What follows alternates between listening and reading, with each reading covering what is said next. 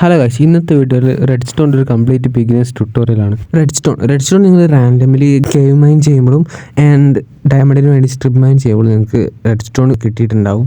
അപ്പോൾ റെഡ് സ്റ്റോണിനെ കുറിച്ച് നിങ്ങൾക്ക് അറിയുണ്ടാവും. നിങ്ങൾ റെഡ് സ്റ്റോൺ വെച്ചിട്ട് പല സംഭവങ്ങളും ഉണ്ടാക്കി നോക്കിയിട്ടുണ്ടാവും. ഇതിൽ കമ്പാരറ്റർ അങ്ങനത്തെ സാധനങ്ങളൊക്കെ എങ്ങനെ വർക്ക് ചെയ്യുന്നതൊക്കെയാണ് ഇന്നത്തെ വീഡിയോയിൽ ആക്ച്വലി പറയാൻ പോകുന്നത്.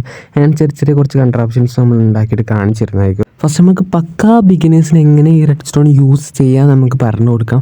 അപ്പോൾ അത് വേണ്ടാത്തവർക്ക് നമുക്ക് സ്കിപ്പ് ചെയ്ത് വിട്ടോ, എന്നിട്ട് ബാക്കിയുള്ള കണ്ടോ. അപ്പോൾ ഇതാണ് റെഡ് സ്റ്റോൺ. അപ്പോൾ നിങ്ങൾ മൈൻ ചെയ്യുമ്പോൾ ഇത് 3 ആയിട്ടാണ് കിട്ടുക.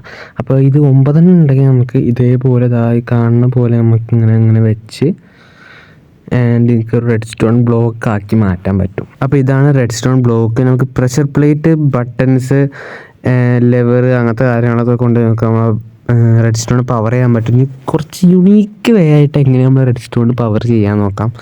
അപ്പോൾ ഇതാണ് ഫസ്റ്റത്തെ വഴി. നമുക്ക് ട്രിപ്പ് ആരോക്കും നമ്മുടെ സ്ട്രിങ്ങും യൂസ് ചെയ്ത് നമുക്ക് ഈ ഒരു സംഭവം ചെയ്യാൻ പറ്റും. ആൻഡ് കണ്ടോ, ഇതേപോലെ നമുക്ക് ഇങ്ങനെ നിന്ന് കഴിഞ്ഞാൽ ലൈറ്റ് ഓണും ഓഫ് ആവുകയൊക്കെ ചെയ്യും. ആൻഡ് ഇത് വെച്ചിട്ട് നമുക്ക് ഇതേപോലത്തെ കുറച്ച് യൂണീക്കായിട്ടുള്ള സംഭവങ്ങളൊക്കെ നമുക്ക് ചെയ്യാൻ പറ്റും. യൂണീക്കായിട്ടുള്ള സെറ്റപ്പൊക്കെ ചെയ്യാൻ പറ്റും. ഇതൊക്കെ അതേപോലെ നമുക്ക് ചെയ്യാൻ പറ്റും.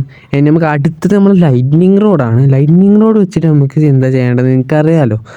നമ്മൾ തണ്ടർ സ്റ്റോം ആയി കഴിഞ്ഞാൽ ഇതേപോലെ നമുക്ക് ലൈറ്റിനിങ് അടിക്കുമ്പോൾ ഇതേപോലെ നമുക്ക് ലൈറ്റും കത്തുന്നതായിരിക്കും. ഇനി നമുക്ക് റെഡ് സ്റ്റോൺ ബ്ലോക്സ് ഉപയോഗിച്ച് പവർ ചെയ്യാൻ പറ്റുന്ന കുറച്ച് ബ്ലോക്സും അത് നിങ്ങൾക്ക് ചിലപ്പോൾ അറിയുണ്ടാവും, പക്ഷേ അറിയാത്ത ബ്ലോക്സും ഉണ്ടാവും. നിങ്ങൾക്ക് ഭയങ്കര കൺഫ്യൂസിങ് ആയിട്ട് ബ്ലോക്സ് ചിലപ്പോൾ ഉണ്ടാവാം.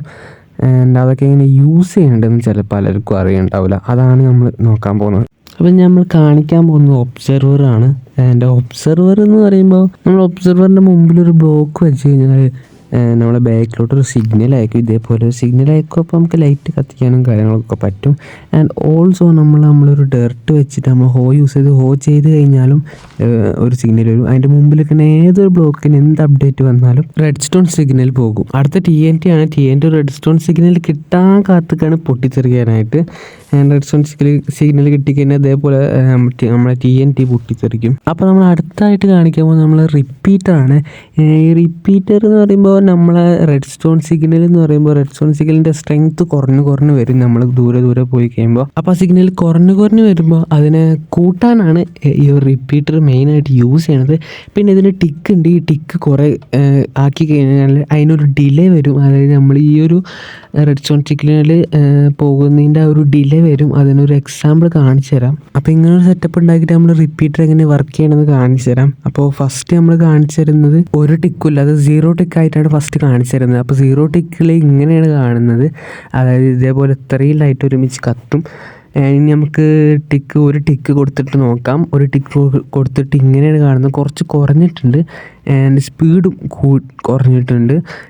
ഇനി അടുത്തത് നമുക്ക് ഫുൾ ടിക്കായിട്ട് നോക്കാം. ഫുൾ ടിക്ക് 3 ടിക്കാണ് ഫുൾ ടിക്ക് എന്ന് പറയുമ്പോൾ. ആൻഡ് അത് നോക്കുമ്പോൾ ഇത്ര സ്ലോ ആയിട്ടുമാണ്. ആൻഡ് ഓൾസോ ചെറുതായിട്ടാണ് പോകുന്നത്.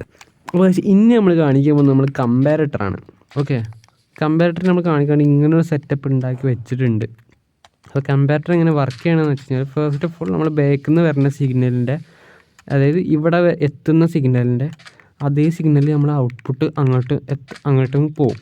ഓക്കെ, അത് ഇവിടെ ഇപ്പോൾ 15 സിഗ്നൽ എന്നുണ്ടെങ്കിൽ ഇവിടെ 15 ബ്ലോക്ക് സിഗ്നൽ പോകും. ഓക്കെ, അതിപ്പോൾ ഞാൻ കാണിച്ചു തരാം. ഇപ്പോൾ ഞാനിവിടെ ഒരു ഓട്ടിച്ചിട്ട് ഒരു 15 സിഗ്നൽ കൊടുക്കുകയാണെങ്കിൽ ഇവിടെ 15 ബ്ലോക്ക് പോയിട്ട് 16ാമത്തെ ബ്ലോക്കിൽ വരില്ല. ഓക്കെ, കറക്റ്റ് 15 ബ്ലോക്ക് സിഗ്നൽ പോകും. ഇവിടെയാണ് സിഗ്നൽ കൊടുക്കുന്നതെന്നുണ്ടെങ്കിൽ ഇവിടെ എത്ര സിഗ്നൽ കിട്ടും? 14, 13, 12 അല്ലേ? ഇവിടെ 12 സിഗ്നൽ എടുത്താൽ ഇവിടെ 12 ബ്ലോക്ക് പോകും. ഓക്കെ,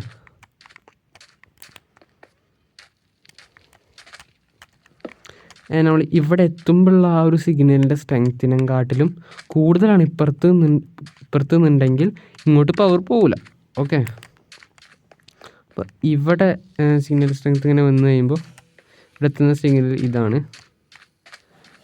ആൻഡ് അപ്പോൾ നമ്മളിവിടെ ഒരു സിഗ്നൽ കൊടുത്ത് കഴിഞ്ഞ് കഴിയുമ്പോൾ, അതായത് ഇവിടെ നിന്ന് എത്തുന്ന സിഗ്നലിനെക്കാട്ടിലും സിഗ്നലിൻ്റെ പവർ ഇവിടെയൊക്കെ കൂടുതലാണ്. ഓക്കെ, ഇവിടെ ഡിസ്റ്റൻസ് കണ്ടോ, ഇത്രയും കൂടുതലാണ്, ഇവിടെ ഡിസ്റ്റൻസ് കുറവാണ്. കുറച്ചൊരു എക്സാമ്പിൾ ഞാൻ കാണിച്ചു തരാം. ഇവിടെ ഒരു പവർ ഓൺ ചെയ്ത് കഴിയുമ്പോൾ, അതായത് ഇവിടെ വരുന്ന സിഗ്നൽ എന്ന് പറയുമ്പോൾ 13 ആയിരിക്കും. ആൻഡ് ഇവിടെ വരുന്ന ഓക്കെ അപ്പോൾ ഇവിടെ വരുന്ന സിഗ്നൽ എന്ന് പറയുമ്പോൾ 4 ആണ്.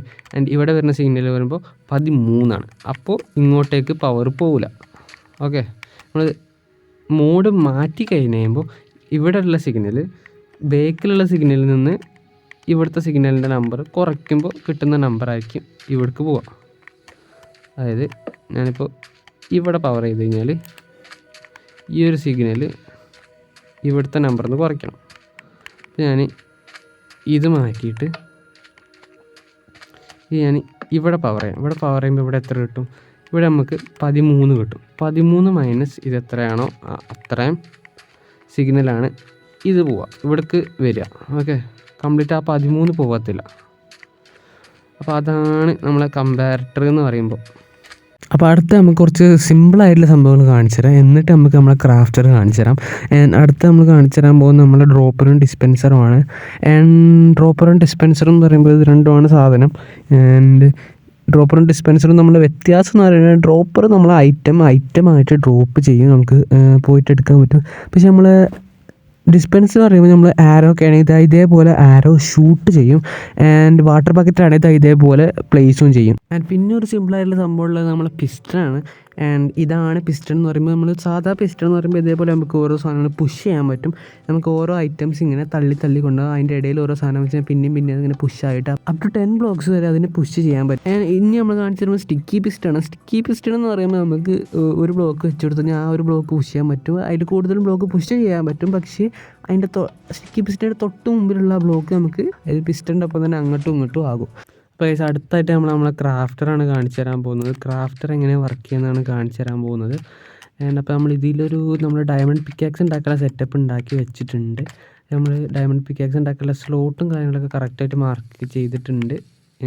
ഇത് ഈ ഒരു 4 സ്ലോട്ട് നമ്മൾ ലോക്ക് ചെയ്തിട്ടുണ്ട്, കാരണം അവിടെ നമുക്കൊന്നും വേണ്ടാത്തതുകൊണ്ട്.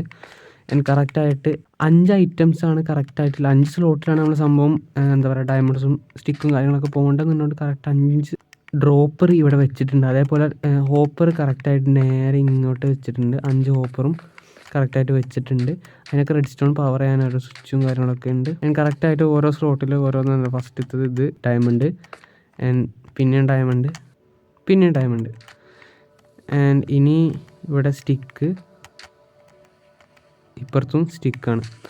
അപ്പോൾ കറക്റ്റായിട്ട് ഇവിടേക്ക് ഇങ്ങനെ 3 ഡയമണ്ട് 2 സ്റ്റിക്കായിട്ട് പോകും. നമുക്കിവിടെ ക്ലിക്ക് ചെയ്ത് കഴിയുമ്പോൾ കറക്റ്റായിട്ട് അത് ഇതേപോലെ ഇവിടെ കിടക്കും. നമ്മൾ ഇവിടെ അങ്ങോട്ട് ക്ലിക്ക് ചെയ്യുമ്പോൾ അവിടെ നമ്മുടെ ഡയമണ്ട് പിക്കാക്സ് ഇങ്ങനെ വരും. ഇതാണ് ഈ ഒരു സെറ്റപ്പ് എന്ന് പറയുമ്പോൾ. കംപ്ലീറ്റ് ആയിട്ട് ഈ കംപ്ലീറ്റ് സ്ലോട്ട് നിറഞ്ഞു നിൽക്കേണ്ട ഇതേപോലത്തെ സംഭവമാണെങ്കിൽ നമ്മൾ ജസ്റ്റ് ഇതേപോലത്തെ ഒരു സെറ്റപ്പ് ഉണ്ടാക്കിയാൽ മതി. അപ്പോൾ ഇത് ഓട്ടോമാറ്റിക്കായിട്ട് ഇങ്ങനെ വരും. ഇതിപ്പോൾ ഇതിൽ ഓൾറെഡി സാധനം ഉണ്ടായതുകൊണ്ടാണ് നമുക്ക് ഓഫാക്കിയേക്കാം. ഓക്കെ, ഇത്രയും സംഭവങ്ങൾ ഇവിടെ ആയിട്ടുണ്ട്. നമുക്ക് ശരിക്കും വർക്ക് ചെയ്യിപ്പിച്ച് കാണിച്ചു തരാം. ഞാൻ 2 സ്റ്റാക്ക് സ്ലൈം ബോൾ ഇവിടെ എടുത്തിട്ടുണ്ട്. ഇത് രണ്ടും ഞാൻ ഇട്ടേക്കാം. അപ്പോൾ ഓട്ടോമാറ്റിക്കായിട്ട് ഇതെല്ലാം ഇവിടെ വന്ന് നിറയും. എന്നിട്ട് നമ്മളിത് ഓണാക്കി കഴിയുമ്പോൾ ഇതിൽ ഓട്ടോമാറ്റിക് ഈ സംഭവം അങ്ങനെ വരും. അതായത് അതിങ്ങനെ ഫില്ലായി കഴിയുമ്പോൾ ഓട്ടോമാറ്റിക്കായിട്ട് ക്രാഫ്റ്റ് ആവും. കണ്ടോ, കൂടെ ഉണ്ടോ? ഇതിങ്ങനെ ഫില്ലായി വരുമ്പോൾ ഓട്ടോമാറ്റിക്കായിട്ട് അത് ക്രാഫ്റ്റ് ആവും. അപ്പോൾ ഇതാണ് ഈ ഒരു സെറ്റപ്പ് എന്ന് പറയുമ്പോൾ നമ്മൾ കുറച്ച് നേരം വെയിറ്റ് ചെയ്താൽ തന്നെ ഓട്ടോമാറ്റിക്കായിട്ട് കംപ്ലീറ്റ് ഇത് ക്രാഫ്റ്റ് ആയി നോക്കോളും. ഓക്കെ, ഇതിങ്ങനെ കംപ്ലീറ്റ് ആയിട്ട് ഫില്ലായിക്കൊണ്ടിരിക്കും. അതുകൊണ്ട് ഫുൾ ടൈം ഇതിലുള്ള തീർന്ന വരെ ഇതിങ്ങനെ ഫില്ലായിക്കൊണ്ടിരിക്കും.